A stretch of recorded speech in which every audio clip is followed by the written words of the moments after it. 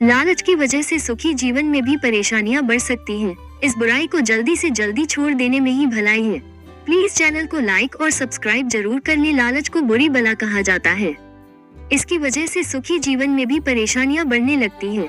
ये बुरी आदत हमारी सोचने समझने की शक्ति को कमजोर कर देती है।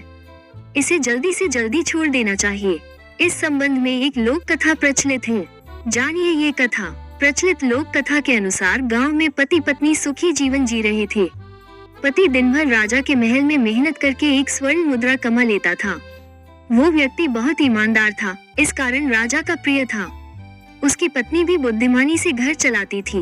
एक दिन महल से घर लौटते समय में उस व्यक्ति को एक यक्ष मिला। यक्ष ने उस व्यक्ति से कहा कि मैं तुम्हारी ईमानदारी और मेहनत से बहुत खुश हूँ, इसलिए मैं तुम्हें सोने के सिक्कों से भरे 7 घड़े दे रहा हूँ। तुम्हें ये घड़े में अपने घर में मिल जाएंगे। व्यक्ति बहुत खुश हुआ। प्रेरक कथा। लालच की वजह से सुखी जीवन में भी परेशानियां बढ़ सकती हैं। इस बुराई को जल्दी से जल्दी छोड़ देने में ही भलाई है। 5 वर्ष पहले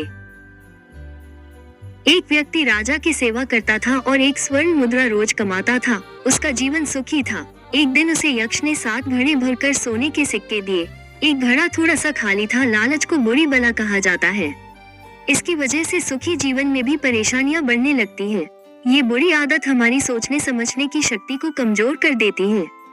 इसे जल्दी से जल्दी छोड़ देना चाहिए। इस संबंध में एक लोक कथा प्रचलित है। जानिए ये कथा। प्रचलित लोक कथा के अनुसार गांव में पति पत्नी सुखी जीवन जी रहे थे। पति दिन भर राजा के महल में मेहनत करके एक स्वर्ण मुद्रा कमा लेता था। वो व्यक्ति बहुत ईमानदार था, इस कारण राजा का प्रिय था। उसकी पत्नी भी बुद्धिमानी से घर चलाती थी। एक दिन महल से घर लौटते समय में उस व्यक्ति को एक यक्ष मिला। यक्ष ने उस व्यक्ति से कहा कि मैं तुम्हारी ईमानदारी और मेहनत से बहुत खुश हूँ, इसलिए मैं तुम्हें सोने के सिक्कों से भरे 7 घड़े दे रहा हूँ। तुम्हें ये घड़े में अपने घर में मिल जाएंगे। व्यक्ति बहुत खुश हुआ। अगर आप अभी तक चैनल को सब्सक्राइब नहीं किए तो प्लीज चैनल को लाइक और सब्सक्राइब जरूर कर ले। घर पहुंचकर पूरी बात पत्नी को बताई। अंदर कमरे में जाकर देखा तो वहाँ 7 घड़े रखे हुए थे। उनमें से 6 घड़े तो सोने के सिक्कों से पूरे भरे थे, लेकिन एक घड़ा थोड़ा खाली था। 7वें घड़े को देखकर पति को गुस्सा आ गया और बोला कि यक्ष ने धोखा दिया है। पति गुस्से में उसी जगह पर पहुंचा जहां उसे यक्ष मिला था। यक्ष प्रकट हुआ और उसने कहा कि 7वां घड़ा तुम अपनी कमाई से भर लेना। व्यक्ति ने सोचा कि थोड़ा सा घड़ा भरने में कुछ ही दिन लगेंगे, मेरे पास बाकी 6 घड़े तो पूरे भरे हैं।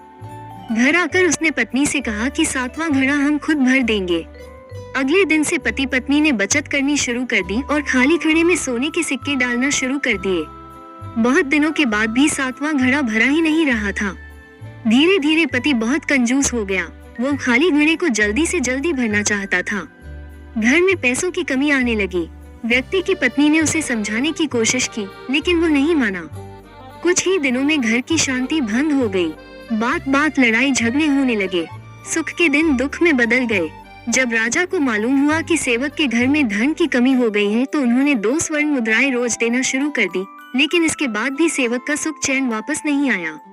एक दिन राजा ने सेवक से पूछा कि क्या तुम्हें किसी यक्ष ने 7 घड़े दिए हैं?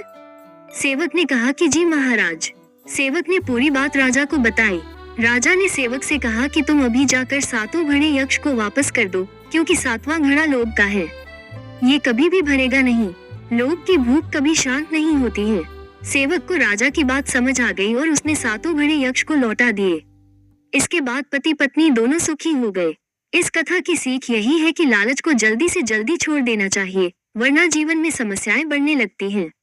ये कहानी अच्छी लगी तो प्लीज चैनल को लाइक और सब्सक्राइब और शेयर जरूर कर ले। जय श्री राम जरूर लिखे।